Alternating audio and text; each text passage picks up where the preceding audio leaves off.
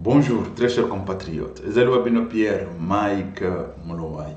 Aujourd'hui, nous allons parler sur la tournée du président dans de Grand Kassai. Il était à Mbujimaï, il était à Tchekapa, il était d'autres villes de Kananga et tout ça. Bon, on va en parler. Wana Tokoya Kolobelango, Tokoya Konalizango.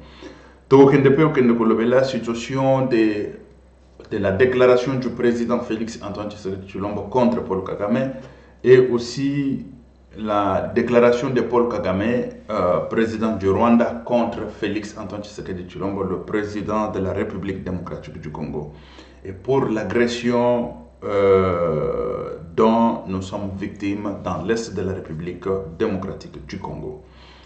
Bon, je commence tout d'abord avec la situation. Bon, ce qui m'intéresse beaucoup tout d'abord, c'est qu'il y a une université en Mbujimaï. Et cette université, quand un étudiant ne paye pas l'argent, il est ajourné. Ce qui veut dire la session, tous les examens faits est annulé. Et ce monsieur-là, je cherchais le numéro de, je ne sais pas si c'est les responsables de cette université. Le jeune ne voulait pas me donner son numéro parce que je voulais l'appeler en direct, je voulais parler avec ce gars-là. Comment est-ce que tu peux annuler les examens des étudiants? Parce qu'ils n'ont pas payé de l'argent, vous devez annuler leurs examens, ils doivent reprendre les examens. On me l'avait dit, on me l'avait prévenu. Je cherchais son numéro pour les contacter. Mais aujourd'hui, heureusement, il y a un étudiant qui a dit ça au président de la République. Mais si le président ne prend pas de mesures, si monsieur le président ne prend pas de mesures correctes contre ce monsieur-là, c'est grave, c'est très grave. Écoutez l'étudiant, écoutez l'étudiant. Mais il a parlé en Tchoulouba, hein. Ouais, vous devez comprendre au moins. Moi, étudiant, étudiant, Baoupeni. Oui, Oui, station, ma pénalité est payée. Tout le monde sera de vivre au Chinois comme le dos. À des fois, vous l'êtes dans le monde. Banilé, session, Wachiki. Pas pénalité. Moi, il faudrait que vous d'abord l'État. Pénalité, examen, il va venir. On va vous faire mon tel, l'examen va 12 heures. On va vous faire 11 heures. La pénalité. La pénalité. Donc, pourquoi nous les attendons? Annuler session. Voilà, annulé. Il faut le foutre la capitale. Bon, là, ouais. Abi, Gabi, Amukumbana, Kata Kumbuana. Vidéo. Kata Kumbuana. Tuya. Vidéo. Moi, avec le boulot, m'en alors, on et voilà. Ça, c'est un étudiant qui plaide pour la gestion de cette université par ce monsieur-là. Je ne sais pas si c'est qui. Il est tout puissant là-bas. On m'a dit qu'il est tout puissant. Il n'y a personne qui paie avec lui. Même le gouverneur ne peut pas. Même, je ne sais pas si c'est un dieu qui est descendu du ciel, qui est descendu dans une université quelque part, en Mbujimaï là. Il n'y a personne qui peut les toucher. C'est grave. C'est très grave. Je suis en colère. Je suis en colère contre ce monsieur-là parce que j'ai cherché son numéro privé. Tout d'abord, cette université-là, ça n'a même pas de numéro. Ça n'a même pas de numéro pour contacter l'université. Ça n'a même pas de numéro. Moi, je cherchais les numéros pour contacter l'université. Et après, je vais chercher les numéros de ministre. C'est ça que moi, je voulais faire. Chercher les numéros de ministre de l'enseignement pour pouvoir finir avec cette situation ici. Mais heureusement, eux-mêmes, ils ont plaidé au président de la République. Et le président, s'il ne prend pas de mesures, je saurai. Je le saurai. Bientôt là, je le saurai. On y va. On passe. On y va parler sur la situation de Paul Kagame. Paul Kagame,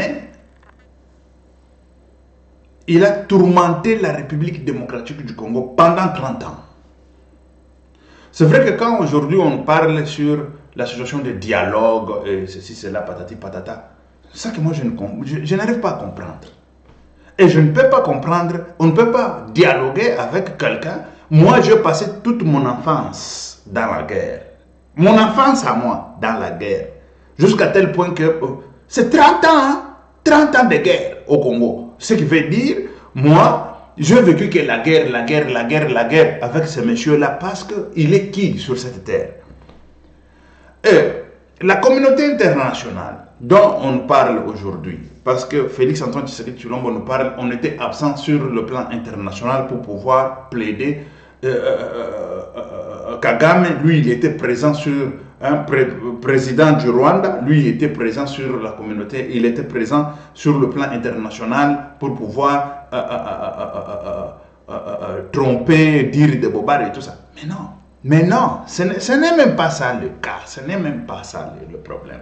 Le problème est que ces gens-là, ils avaient préparé le coup pour pouvoir maltraiter le peuple congolais, leur voler le minerai et puis chercher à camoufler ça quelque part pour pouvoir dire que non, Rwanda, le problème est du Rwanda ou le Rwandais qui habite en République démocratique du Congo. Chez nous, on n'a jamais eu la situation de tribalisme. On n'a jamais eu la situation de division. Nous sommes de l'Est, vous êtes de l'Ouest, nous sommes Congolais. Et tout court, barre, point barre, nous sommes Congolais et c'est fini.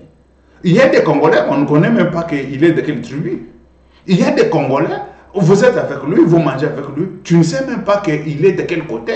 Mais tu sais que c'est un Congolais. Vous parlez même langue et tout ça. Et c'est fini.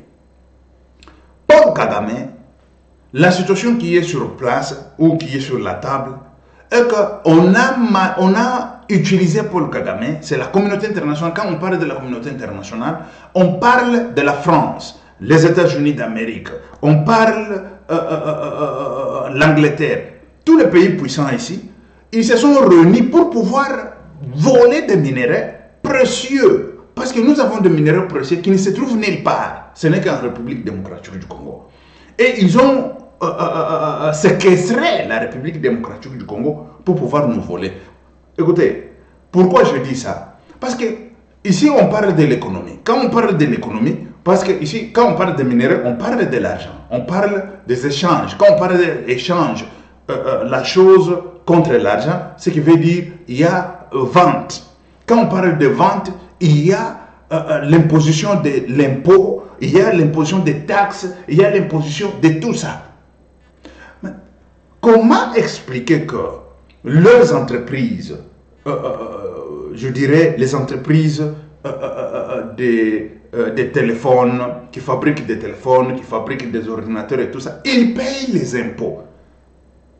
Parce qu'ils utilisent pas seulement le coltan, mais ils utilisent les plastiques. Ils utilisent, je ne sais pas, quelle matière et tout ça et tout ça. Tout ça.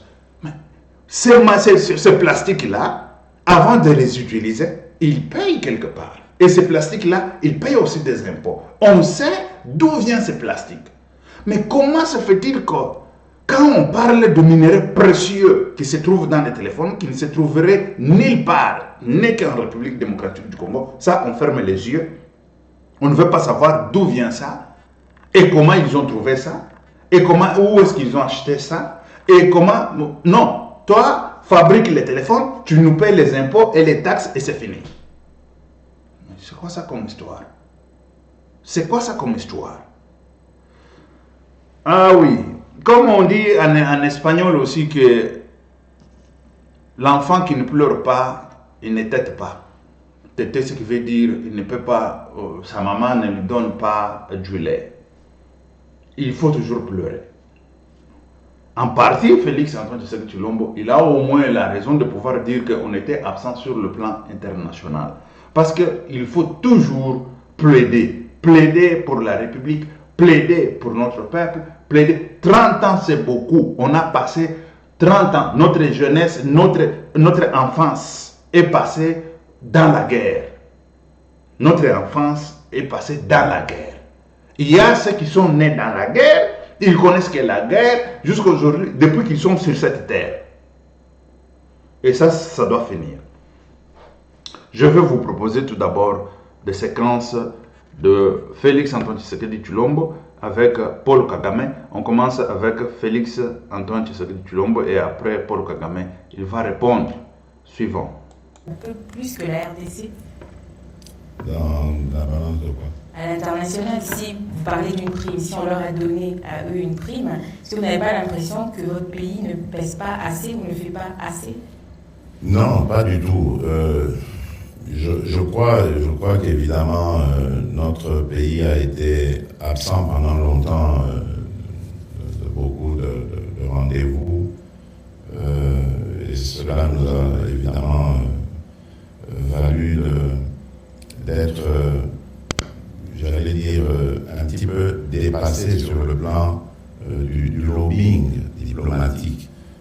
Parce que le Rwanda, avec son leader, qui est un fin manipulateur, a réussi à faire croire qu'en fait, qu'il était en danger, que ce danger provenait de la République démocratique du Congo, et que pour cela, il avait besoin d'envoyer son armée en République démocratique du Congo, parce qu'il y avait des FDLR qui menaçaient constamment sa sécurité.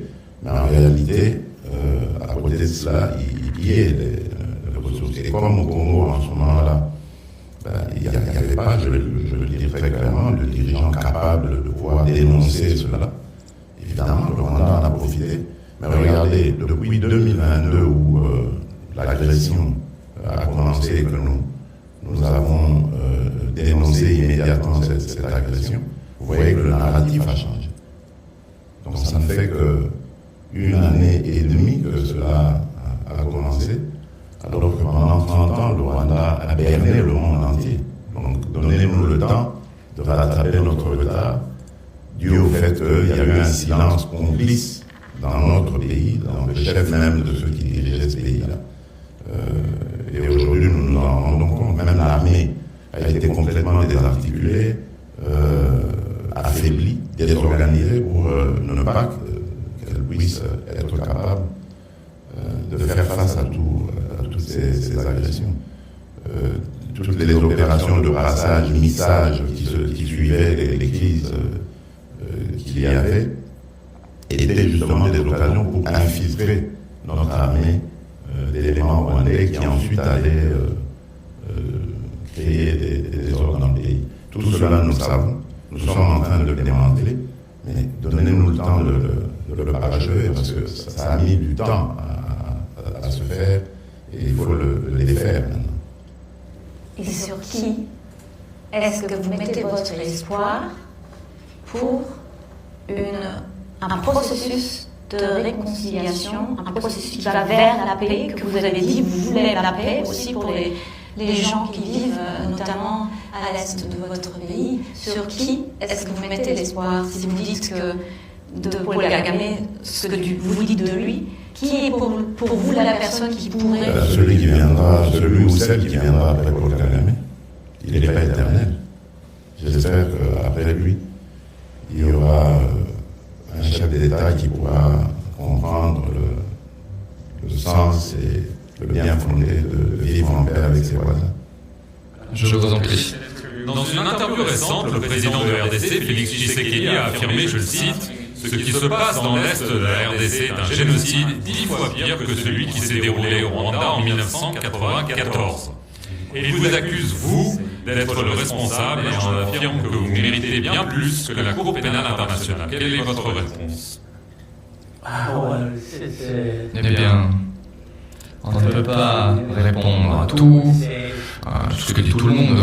Il y a des exagérations, des fabrications, ou des gens qui fuient leurs propres difficultés, et ce, en faisant porter la responsabilité à d'autres, et ce qui semble être le cas ici. Le mot génocide n'est pas utilisé par hasard, quand même. Et les annonces faites par l'homme qui nous accuse lui-même, publiquement, des discours de haine, un soutien au FDLR qui tue des Rwandais au Rwanda. Ils sont unis. Ces derniers mois, les Nations Unies, mais aussi les États-Unis, la France, l'Union européenne, accusent le Rwanda non seulement de soutenir le groupe rebelle du M23, mais d'être directement impliqué dans l'Est de la RDC, un groupe d'experts de l'ONU vient de rendre un rapport affirmant que vous êtes de plus en plus présents en RDC, les forces armées rwandaises. Est-ce que c'est le cas? Parce que vous n'avez jamais admis cela, mais on voit ces accusations de plus en plus directes contre vous. Pourquoi le Rwanda serait-il en RDC? Il faut poser cette question. Pourquoi le Rwanda soutiendrait-il le M23? C'est ce à quoi il faut répondre pour comprendre le problème et le résoudre. Il faut comprendre ce qu'est le M23. D'où vient le M23? Le Rwanda n'a pas créé le M23. C'est ce que dit pourtant la communauté internationale. Créer le M23? Non. Je ne crois pas avoir déjà entendu cela. Ils affirment que nous soutenons ce mouvement. Je ne suis pas obligé de répondre à vos questions si vous ne répondez pas aux miennes. Et c'est ce que je dis aux pays occidentaux et à tous ceux qui soulèvent ce problème en le sortant de son contexte. On ne peut pas prendre toute cette situation compliquée et la réduire à une accusation contre le Rwanda en disant qu'il est présent dans l'Est du Congo. Je le refuse. Répondez à ma question. Je ne suis pas là devant vous pour répondre à ces allégations. Vous n'êtes pas le procureur et je ne suis pas l'accusé. La présence des troupes rwandaises aux côtés des terroristes du M23 dans la guerre dans l'Est de la République démocratique du Congo est plus éloquente. Les forces armées de la République démocratique du Congo ont capturé un militaire rwandais des Rwanda Defense Force dans les collines de Lubero, près de la ligne de front, dans la province du Nord Kivu, dans l'Est de la République démocratique du Congo. Ils s'appellent Jean Dédié et Radugunda, formés au centre d'instruction des Gabiro. Il est le seul survivant de son unité. Blessé lors de la capture, le militaire rwandais a été aussitôt pris en charge par l'armée congolaise dans le respect du droit international humanitaire. Voilà. Ici, vous avez au moins compris la situation du Rwanda en République démocratique du Congo. Parce que ce monsieur, Paul Kagame, il se donne le luxe de venir en République démocratique du Congo, tuer le peuple congolais, tuer pas seulement le peuple congolais, tuer des Rwandais qui se trouvent en République démocratique du Congo. Ça aussi. Bon, quand on parle, il vient tuer les Congolais, quel que soit l'homme qu'on a tué, qu'il soit rwandais ou qu'il soit congolais, mais comme il se retrouve dans les sols congolais, c'est considéré que c'est un Congolais qu'on a tué. Parce que nous avons déjà des rapports mapping. Quand on parle des rapports mapping, les rapports mapping, ça ne date pas d'aujourd'hui. Ce sont des rapports qui accusent déjà Rwanda. Il y a de cela qui accusent Paul Kagame. Bon, quand je dis Rwanda, c'est Paul Kagame avec son régime, bien sûr. C'est un rapport qui traîne, qui est en train de traîner dans les tiroirs de l'ONU. Qui est en train de traîner dans les tiroirs de l'ONU jusqu'aujourd'hui. C'est un rapport qui date de 1999, 2000 et 2001, 2002. Et ce rapport mapping, ça traîne encore dans des tiroirs de l'ONU. Et là, nous avons vu, et puis, si nous entrons, par exemple, dans des archives sur YouTube, nous voyons des témoignages, nous voyons des réfugiés rwandais. Ça, j'assume. Et puis, c'est ce qui s'est dit dans des archives. Nous avons vu des images. Il y a des images. Des images ne trompent jamais. Nous avons vu deux Rwandais qui ont traversé, qui ont fui la guerre au Rwanda. Ils sont venus en République démocratique du Congo. Et Paul Kagame, avec Hippolyte Kanambe, qui était le président qui a fait 18 ans en République démocratique du Congo, parce que celui-là, il était son oncle. Le président Paul Kagame, c'est son oncle. Son oncle, je ne sais pas, maternel, une histoire comme ça. Et Hippolyte Kanambe et ses troupes rwandais ou rwandaises, ils sont venus, ils ont traversé la frontière, venir tuer des Rwandais qui se trouvaient sous le sol congolais. Et ça, au vu de tout le monde, au vu de la communauté internationale, au vu même de la HR, au vu même de la protection de réfugiés Ils étaient là, ils ont vu ça. Et ce monsieur aujourd'hui, il se donne le luxe de pouvoir venir dire devant le média que, écoutez, moi je ne suis pas devant le tribunal pour répondre à tout ça. Mais il faut qu'il soit devant le tribunal pour répondre. À qui sur cette terre, il peut être, on peut lui donner le droit de pouvoir tuer le peuple comme ça, que ce soit le peuple congolais ou que ce soit le peuple rwandais, dans le sol congolais, parce que lui, il est devenu qui? Parce que, tout d'abord, lui, il se donne la raison pour pouvoir dire qu'il y a eu massacre, il y a eu génocide. Il y a eu génocide au Rwanda, et c'est ça qui te donne le droit de venir tuer le peuple rwandais et le peuple congolais dans leur sol. Ça ne peut pas se faire. Ça ne peut pas se faire. Aucun tribunal de ce monde ne peut relâcher ces criminels. Aucun tribunal de ce monde ne peut relaxer ce type de gens. Pour pouvoir dire que, écoutez, non, parce qu'il voulait se défendre. Il voulait se défendre contre qui et contre quoi? Parce que ces gens-là ne se trouvaient pas dans son sol. Ils se trouvaient dans les sols voisins, dans le pays voisin, dans les sols congolais. Ils ont été massacrés. Massacrés, quand je dis massacrés, machacar en espagnol. C'est dit, c'est machacar. On les a dribblés comme le blé, comme ça. Et ça, c'est Paul Kagame qui a fait ça. Ça, c'est la première des choses. La deuxième des choses, si on parlait aujourd'hui, là, je traverse maintenant la frontière pour parler de ce qui s'est passé au Rwanda.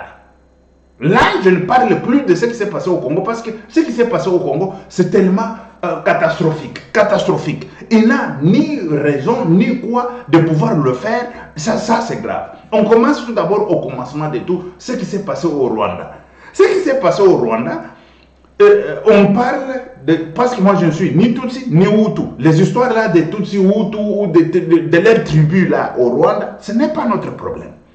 Mais ça devient au moins notre problème. Pourquoi? Parce que ça traversait la frontière et nous sommes vraiment, en tant qu'intello ou intellectuels, nous sommes vraiment obligés de pouvoir savoir qu'est-ce qui s'est passé au commencement de tous ces problèmes-là, ou au principe de tous ces problèmes-là. Nous voulons savoir qu'est-ce qui s'est passé.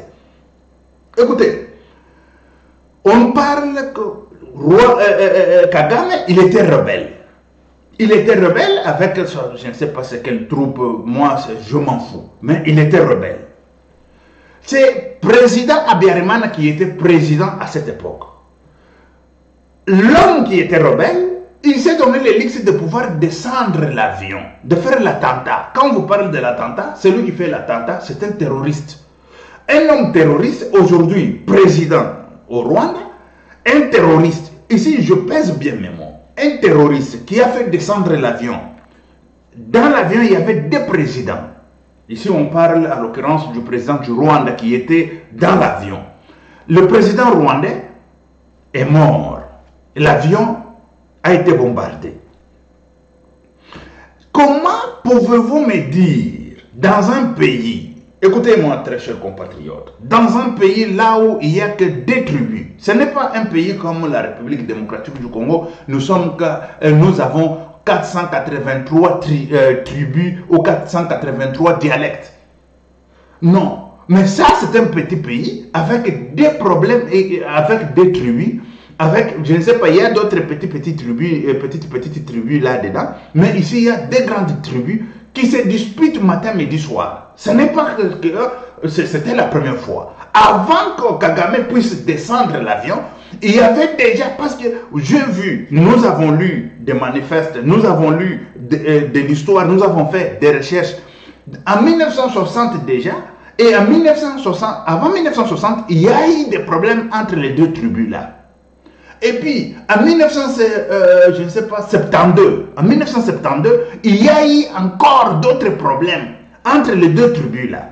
C'est-à-dire, ce sont des tribus qui se chamaillent à couteau tuant chaque fois et chaque moment. Comment se fait-il que dans un pays comme celui-ci, un homme, il peut se donner le luxe d'aller faire descendre l'avion de tout un président élu d'un pays, là où il y a les problèmes des deux tribus qui se chamaillent matin, midi, soir? C'était quoi? Et nous savons bien, le précurseur de tout ce qui se passe, il est responsable direct.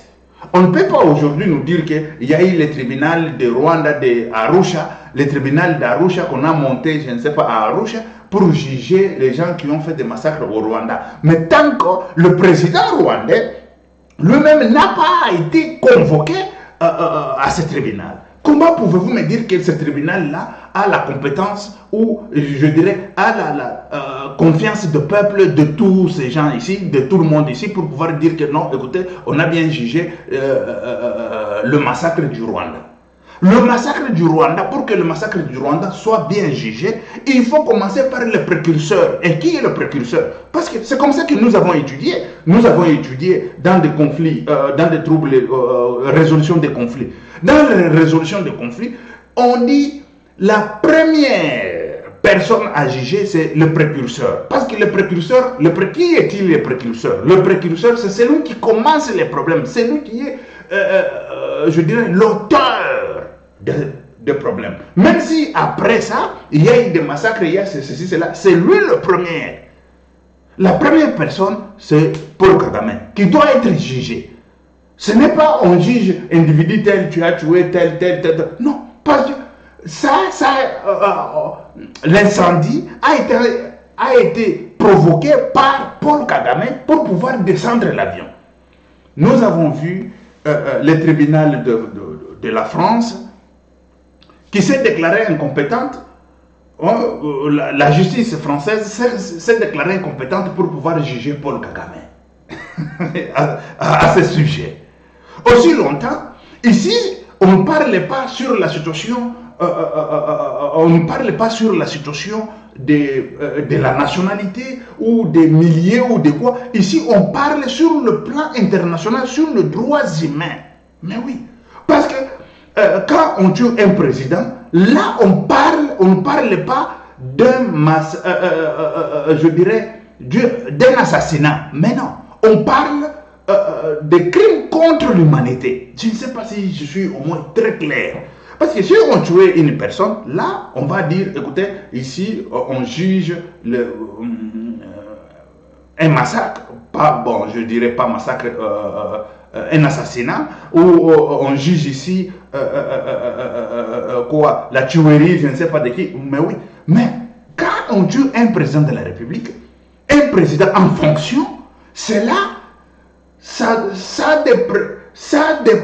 je dirais, des percussions après. Et des percussions, c'est ce qui s'est passé au Rwanda. C'est ce qui s'est passé au Rwanda. C'est le massacre qui s'est passé au Rwanda ou le génocide qui s'est passé au Rwanda. Et après, c'est lui, le précurseur, qui vient nous dire qu'il y a eu génocide. Et puis, il n'est même pas ni poursuivi, ni arrêté, ni convoqué, ni quoi. Mais nous sommes dans quel monde? Quel est le droit que nous sommes en train d'utiliser? Écoutez, ça dépasse mon entendement. Mais quand on parle aujourd'hui écoutez, nous avons le droit humain, le droit de l'homme. Mais le droit de l'homme doit s'appliquer. Si on applique le droit de l'homme, Paul Kagame ne sera pas libre aujourd'hui. Paul Kagame sera condamné en tant que le responsable direct de massacre qui s'est passé au Rwanda, des génocides qui s'est passé au Rwanda. Ici, je parle de ce qui s'est passé au Rwanda. Avant de parler de ce qui s'est passé au Congo. De ce qui s'est passé au Rwanda. Parce que c'est lui le précurseur. Pour être précurseur, vous êtes responsable direct. Et ça, ce n'est pas, je répète encore, ce n'est pas la tuerie, simple tuerie, mais ici on parle de, je dirais, on parle de crime contre l'humanité. Crime contre l'humanité, c'est le même jour qu'on a tué le président Biarimana, c'est le crime contre l'humanité. Parce que la précaution ou ce qui va se passer derrière, ou ce qui va se passer après, ça sera grave. Et c'est ce qui s'est passé. Et les massacres, on ne peut pas aller juger des individus à gauche, à droite, qu'on a jugé, le tribunal d'Arusha a jugé Paul Kagame. Mais non, a jugé quoi? Des criminels, les criminels de massacre du Rwanda. Mais non, on n'a pas encore jugé. On n'a pas encore jugé. Et ce tribunal, tout d'abord, quand on lit le rapport de ce tribunal, le tribunal a convoqué Paul Kagame pour que Paul Kagame puisse venir répondre. Il y a eu la communauté internationale qui a critiqué ce tribunal. Quand je vous parle de la communauté internationale, les États-Unis en tête, et d'autres pays aussi qui appuyaient Rwanda, la France aussi, qui appuyait Rwanda et tout ça, ils ont critiqué ce tribunal et ce tribunal a baissé ses stylos pour pouvoir convoquer le président en fonction. Mais c'est vrai que le président en fonction, c'est celui-même le précurseur, c'est celui-même qui doit répondre pour ce qui s'est passé au Rwanda. Ici, je parle de ce qui s'est passé au Rwanda. Ça, c'est un. Et de dire maintenant ce qui s'est passé en République démocratique du Congo, ce monsieur, comme il n'a pas été ni tracassé, ni quoi, parce que la communauté internationale, leurs yeux étaient braqués sur le minerai de la République démocratique du Congo. Il faut mettre les désordres et tout ça, et tout ça. Ils n'ont pas regardé tout ça. Et l'homme en question, il a traversé même la frontière pour se donner les luxe de venir tuer les Congolais et des Rwandais qui se trouvaient dans les sols congolais. Le massacre de Tingi-Tingi. Ici, on parle de milliers des enfants, des femmes innocents et innocentes, des enfants innocents et des femmes innocentes, même des individus innocents qui sont morts à Tingi-Tingi. On les a tués, on les a abattus comme des animaux. Même des animaux, on ne peut pas les abattre comme ça. Parce qu'il y a le droit tout d'abord de protection des animaux. Il y a la loi de protection des animaux. Mais on vient, on tue les gens comme ça à Tingi-Tingi. Le massacre de Tingi-Tingi n'a pas encore été jugé jusqu'aujourd'hui. Ça, c'est en République démocratique du Congo. Et ce monsieur est libre, et puis il part en France, on est en train de l'étaler, les tapis rouges, il passe un criminel. Quand je parle d'un criminel, je parle d'un terroriste. Un terroriste, Kagame c'est un terroriste. Un terroriste qui a fait descendre l'avion, on étale le tapis rouge aux États-Unis d'Amérique, on étale les tapis rouges, on étale les tapis rouges, je ne sais pas, à Londres, à Paris, et partout ailleurs là. Nous sommes dans un quel monde? Dans quel monde que nous vivons?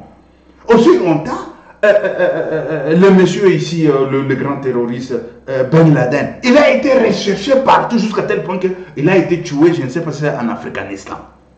Ben Laden. Mais pourquoi deux poids, deux mesures? Mais quand on parle de quelqu'un qui fait descendre l'avion, c'est un terroriste. Mais un terroriste acceptable dans des pays occidentaux et un terroriste non acceptable dans des pays occidentaux. Ben Laden, qui n'était pas acceptable dans des pays occidentaux, mais Paul Kagame, comme il n'a pas tué, je ne sais pas, si c'est les Européens, il n'a pas tué les Américains, mais il a fait le même acte contre Abiyarimana, qui est son compatriote.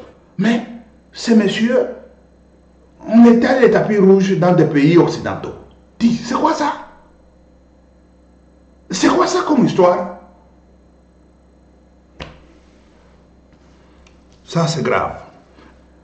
Et 30 ans de guerre, nous avons perdu plus de 10 millions d'habitants. Quand on parle de 10 millions d'habitants, ça, c'est presque 2-3 pays tout entiers qu'on a perdu en République démocratique du Congo. Parce que, écoutez, le Rwanda, là, si c'est 7 millions, si c'est combien d'habitants?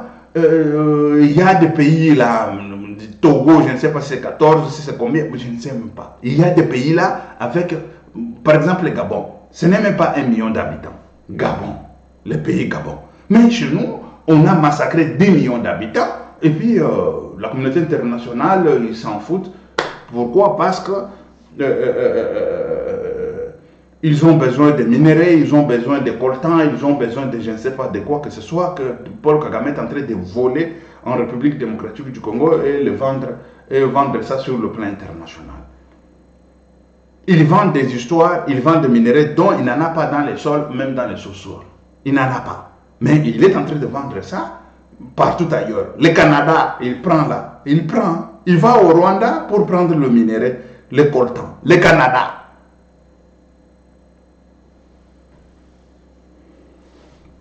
Écoutez, très chers compatriotes, ça c'est un moment de pouvoir être déterminé, de pouvoir finir avec Paul Kagame, de pouvoir finir avec des Africains qui sont au service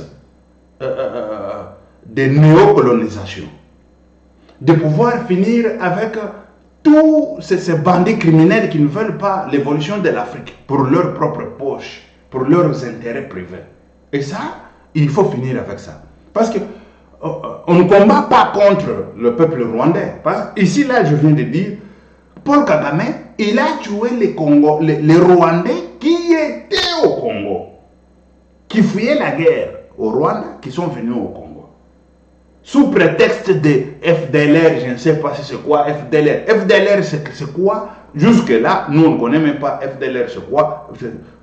Parce que tous ces vieux qui étaient venus à cette époque-là, ils sont déjà morts. Tous ces vieux-là, imaginez-vous, en 1999, 2000, en 1999, 2000, oh, ça a commencé en 1998, une histoire comme ça, 98, 99. Tous ces gens-là qui avaient 25 ans, 30 ans, 40 ans, ils sont où?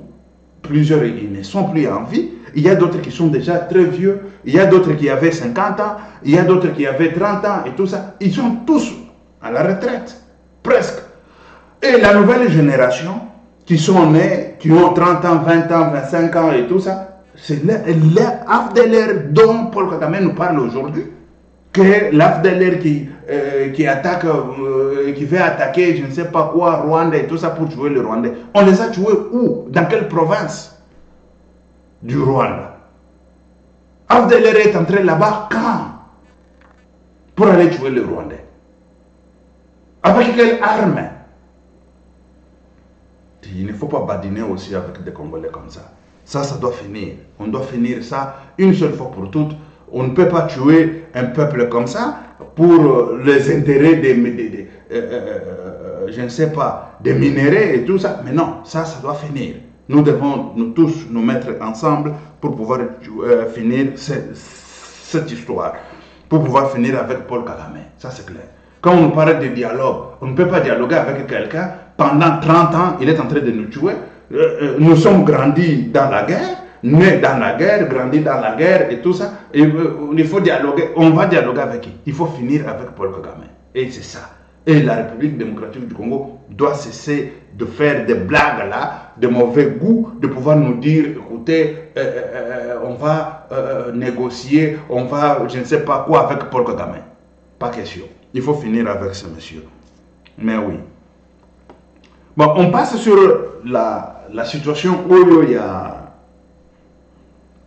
Situation où le président Félix Antoine Tshisekedi Tshilombo a parlé sur l'économie, ou la diversité de l'économie et tout ça. La diversité de l'économie dans le Grand Kasaï et surtout en Mbuji-Mayi, c'est le discours que j'ai suivi, c'est le même discours qu'il a tenu aussi à Tshikapa, c'est le même discours qu'il a tenu aussi à Kananga et tout ça.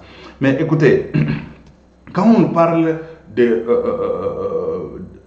d'agriculture, mais il faut tout d'abord savoir comment développer notre agriculture. Nous devons savoir, quand on parle de l'agriculture, nous avons les agriculteurs. Il faut savoir comment est-ce que les agriculteurs travaillent. Ça, c'est la première des choses. Comment est-ce qu'ils travaillent? Et comment est-ce qu'on peut développer le travail d'agriculture chez nous? Et c'est ça. Et d'aider,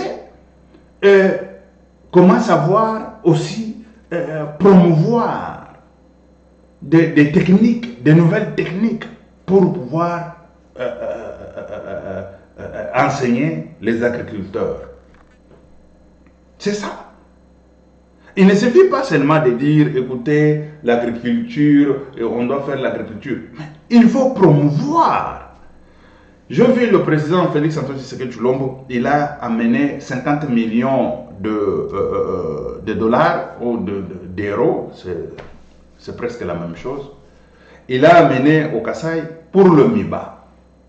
Mais le MIBA là, c'est avant l'indépendance. C'était là. Ça nous prenait les diamants matin, midi, soir. Ça nous prenait les diamants le temps de Mobutu, ça nous prenait les diamants le temps de Kabila, ça nous prenait les diamants jusqu'à aujourd'hui. Mais des revenus de ces diamants-là, Ça va où? Et on fait avec quoi ça?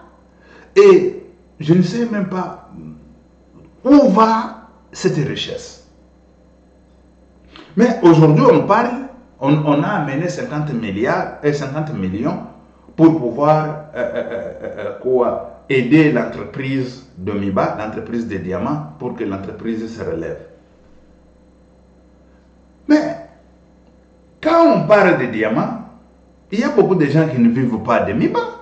Combien de pourcents, écoutez, au Kasaï là, combien de pourcents vivent de cette entreprise?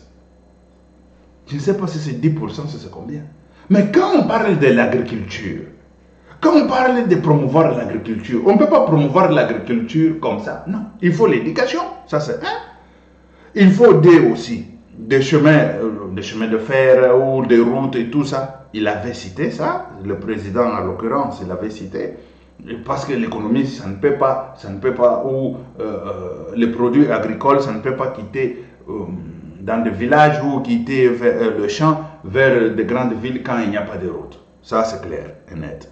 Mais ici, on parle tout d'abord de promouvoir l'agriculture.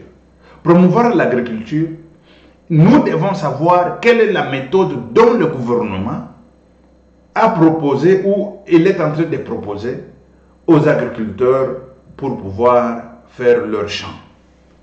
Parce que celui qui faisait 1 hectare, il faut lui proposer une nouvelle technique pour qu'il fasse au moins 10 hectares, ou 15 hectares, ou 50 hectares. Et c'est ça. Parce qu'avec la houe, personne ne peut pas faire 5 hectares. Personne. Ça c'est clair. Avec la houe. Mais avec la machine, comment est-ce que le gouvernement est en train de promouvoir ce travail? C'est ça. Parce que quand on vient, on dit, écoutez, nous voulons ce que Félix a dit. Il faut que la République démocratique du Congo puisse travailler la terre avec, avec ce qui vient de la terre. On peut le vendre ça en Angola et tout ça. Ça, c'est bien. Mais ça ne doit pas rester seulement les discours. Parce que ça va passer comme le vent, voilà.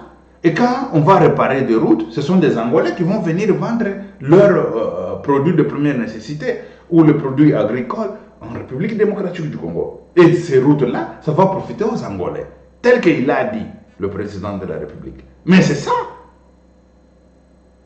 Il faut la méthode. Quelle est la méthode dont on a proposé et qu'on propose aux agriculteurs de la République démocratique du Congo?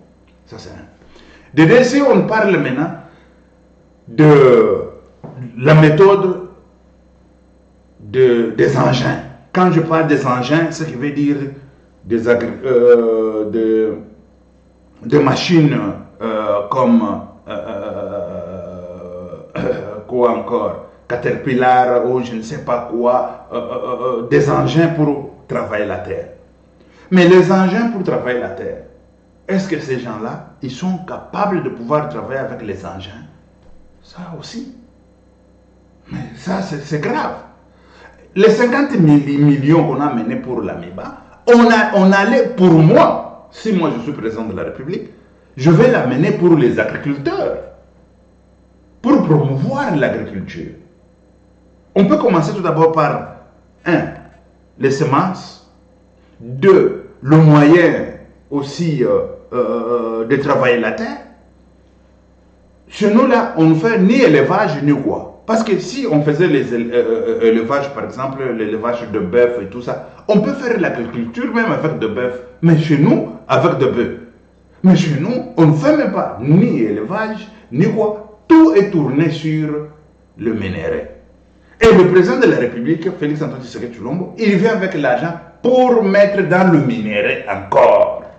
Mais il nous parle avec la bouche seulement de l'agriculture. Mais l'argent, il est venu pour introduire dans le minerai. Mais l'agriculture, c'est comment? C'est comment? Moi, je veux savoir. Et le ministre de l'Agriculture, comment est-ce qu'il est en train de promouvoir l'agriculture en République démocratique du Congo? Le ministre de Pêche, comment est-ce qu'il est en train de promouvoir le pêche? Le ministre, je ne sais pas de quoi encore. C'est élevage, non? Pêche et élevage, c'est le même ministre. Et l'élevage, comment on est en train de promouvoir tout ça? Parce que c'est là où provient l'argent. Quand on vous parle de l'argent, la terre nous donne l'argent. C'est à travers l'agriculture, à travers l'élevage et à travers aussi le pêche. C'est là où on va parler du développement et des produits de première nécessité dont on peut aller vendre ailleurs. Des céréales, par exemple, des maïs, tout ça. Mais en République démocratique du Congo, on aura l'abondance. Parce que nous avons, je ne sais pas, il y a des côtés là où il y a 4 saisons. Quand je vous parle de 4 saisons agricoles, ce qui veut dire qu'on peut s'aimer, prendre, on s'aime encore, on prend toute l'année. L'année prochaine, la même chose. L'année qui suit, la même chose. L'année qui va venir, la même chose. L'année 50 ans, soit 60 ans après, la même chose. On fait que les agriculteurs, on fait que travailler la terre sans repos. Mais il y a d'autres parties, il y a saison A et saison B. Bien sûr, il y a saison A et saison B. Quand je parle d'autres parties, comme au Katanga, je ne sais pas, au Kasaï, je ne sais pas où, mais dans l'Est de la République, nous avons 4 saisons. Parce que là-bas, nous avons la pluie tout le temps. On peut faire du riz, on peut faire les haricots, on peut travailler la terre pour nous donner les choux de Chine, on peut travailler la terre pour tout ça, des patates et tout ça. Il y aura l'abondance en République démocratique du Congo. Et cette abondance, on peut les acheminer ailleurs. On peut les acheminer en Zambie, parce que Zambie, c'est là où provient le produit de première nécessité qui prend tous les Katanga là. Aussi longtemps, nous avons la terre, une grande terre, qui peut faire, par exemple, dans les Kasaï, on fait de bonnes agricultures pour pouvoir soutenir les Katanga. Au lieu que les Katanga va chercher le produit de première nécessité en Zambie, mais ça vient toujours de la République démocratique du Congo, dans un coin comme les Kasaï, comme tout ça, comme nous avons déjà les problèmes avec des diamants et tout ça. Parce qu'un jour, ça va finir. Les diamants doivent finir, va finir. Mais il faut commencer déjà avec l'agriculture. L'agriculture, c'est un travail dur, bien sûr, mais c'est un travail qui paye toujours, parce que la terre a toujours payé. Mais l'argent, 50 millions, l'amiba. L'agriculture, ce n'est que la parole et c'est fini. Mais c'est quoi ça comme histoire? C'est quoi ça comme histoire? Si moi j'étais à la place du président Félix Antoine Tshisekedi Tshilombo, j'allais introduire cet argent dans l'agriculture. Ça c'est un. Et de deux, faire aussi des réformes pour l'agriculture. Parce qu'aujourd'hui, si quelqu'un a les tracteurs pour pouvoir travailler la terre, il ne peut pas acheter le carburant à 2 euros, 3 à 1 dollar, je ne sais pas, 2 dollars, ou je ne sais pas, c'est 3 dollars ou 4, tel qu'on m'avait dit là, si c'est 4 dollars, 1 litre de ce côté-là. Comment expliquer par quelle magie l'agriculture peut se faire avec les carburants de 2 dollars ou 1 dollar? Ça aussi, ça c'est autre problème. Ça c'est autre problème. Tu peux avoir les engins, mais tu ne peux pas les utiliser parce que tu n'as pas de carburant pour mettre. Tu n'as pas de carburant pour les utiliser. Les carburants coûtent tellement cher. Il faut qu'il y ait une politique pour le carburant spécial seulement pour les agriculteurs et spécial seulement pour l'agriculture. Et comment le faire? On peut le faire comme ici en Europe. Ce carburant-là a d'autres colorants. C'est bien sûr que ça pollue, mais on n'a pas de choix. Ça peut polluer, mais pour nous donner au moins à manger. Ce ne sont pas des carburants dont on peut mettre dans la voiture pour rouler ou mettre, je ne sais pas, dans n'importe quel engin pour faire, je ne sais pas quoi, des besoins personnels. Mais non. Un carburant qui est spécial pour l'agriculture seulement. Nous avons le carburant, par exemple, le carburant que nous avons dans les sous-sols. Ça va rester. On est en train de passer, nous sommes dans la période de transition de l'énergie. Mais nous avons les carburants dans les sous-sols. Au moment où d'autres pays sont en train d'exploiter leurs carburants dans les sous-sols, mais notre carburant en République démocratique du Congo n'est pas exploité. Pourquoi? Je ne sais même pas pourquoi. Et le jour où ça sera exploité, l'argent sera dans la poche des individus, des criminels, des bandits. Et c'est ça le Congo. C'est ça le Congo. Parce qu'on parle au parc Virunga. Parc Virunga, on parle de parc protégé, tout ça. Mais nous, on ne peut pas. Écoutez, quand on parle d'exploitation de pétrole, c'est dans les sous-sols. Mais quand on prend les sous-sols, cela ne peut pas affecter les sols. C'est vrai que ça affecte la planète. Ça, en tant qu'ingénieur, je le sais. Mais on fait aussi comme tout le monde. D'autres pays ici qui sont en train de savourer l'argent du pétrole. Tant que nous avons le pétrole au Congo, on ne savoure pas. D'ici là, on va passer, la transition ici va passer et personne ne va plus encore parler du pétrole des sous-sols. Et ça, il faut y penser. Il faut y penser. Parce que les animaux, tout d'abord, qu'on est en train de protéger des parcs Virunga, ce sont les animaux que Rwanda, Kagame est en train de tuer, voler même. Mais comment se fait-il qu'au Rwanda, nous avons des gorilles de montagne? Les gorilles de montagne, c'était des gorilles qui se trouvaient seulement en République démocratique du Congo. Et les gorilles de montagne, ils ont leur territoire. Dans leur territoire, ils ne peuvent pas se déplacer même 50 km. Mais non, même 25 km, même 10 km. Ils sont là, dans leur territoire, et tout ça, c'est close, et c'est fini. Mais comment est-ce que ces gorilles-là se retrouvent au Rwanda? Vous allez me dire que non, c'est un pays, c'est la frontière qui divise le pays et tout ça. Mais je vous parle que chaque animal, mais ça c'est clair, tout le monde le sait. Chaque animal a ce qu'on appelle le territoire. Quand il trace son territoire, il ne peut pas aller de l'autre côté, non parce qu'il vit bien, il est dans son territoire, il vit correctement. Mais quand on voit déjà des gorilles de montagne qui se retrouvent au Rwanda, ce sont des gorilles volés, détournés de la République démocratique du Congo. Détournés, volés, tout ça. Et on a transporté ça au Rwanda. Et puis on fait la campagne sur le plan international. Les gorilles de Rwanda, les gorilles de montagne du Rwanda. Comment expliquer ça? Comment expliquer? Comment expliquer?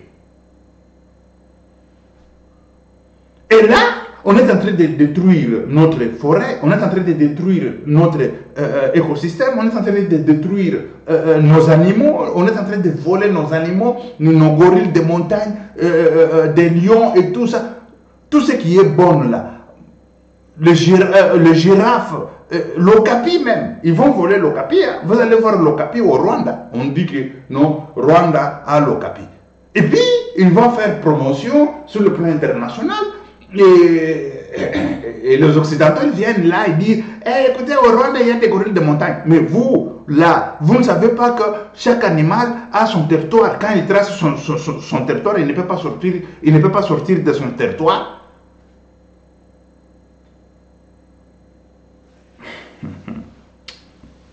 C'est grave. On est en train de détruire tout. Mais on dit, le pétrole, vous ne pouvez pas faire ça. Mais quand on est en train de détruire tout, il n'y a personne qui dit un mot. Parce que c'est Paul Kagame. Excusez, très chers compatriotes. Parce que c'est Paul Kagame qui a, je ne sais pas, 50 couilles. On va finir avec ce monsieur. Ok, merci très chers compatriotes. Ciao, à la prochaine. Que Dieu vous bénisse. C'était Pierre Mike Moulouaï. Ciao, à la prochaine.